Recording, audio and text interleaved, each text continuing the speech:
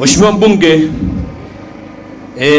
mimi pia nina kero, pamoja na kuwa mimi unanifahamu, mimi kwa majina naitwa Kobereti Laiza. Mheshimiwa mbunge, mimi ni mjumbe wa halmashauri ya kijiji cha Losirwa. Lakini Mheshimiwa mbunge, mganga hajigangi, ndio maana nimeleta kero yangu kwako.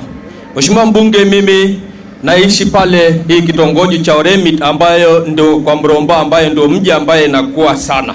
Pale karibu na Drifti, mimi nilijenga zamani. Lakini kuna jirani yangu ambayo amekuja, amenunua tu kasehemu Mheshimiwa mbunge.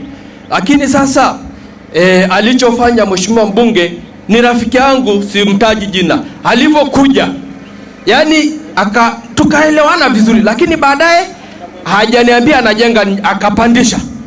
Alipopandisha akamimina tena. Sasa anaendelea kwenda juu gorofani, anachungulia watoto wangu wanasumbua na mama yao kwamba sasa mtu amejenga gorofa, sisi mbona baba huongezi gorofa?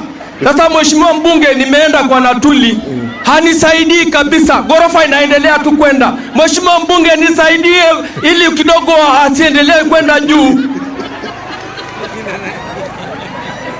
Gorofa mtu anaenda juu, anaendelea kuchungulia watoto wenzake kwa chini. Je, sheria na taratibu inasemeje? Mheshimiwa mbunge, tulipokea tukaangalia permit yake, inaonyesha ni gorofa kwenda ngapi. Ngoja ni nani watakuja hawa kujiridhisha.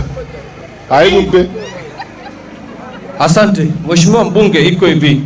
Na mimi sitaki mwenyekiti wa kijiji ya Mati, kwa sababu nimeshampelekea malalamiko na wala hakunielewa, na huyu na tuko naye tu analichekea.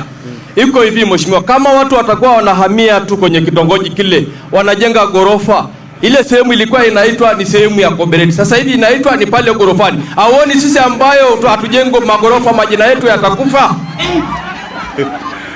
Sawa, nimelipokea na tutaenda sasa hivi, tukitoka hapa tunaenda hapo.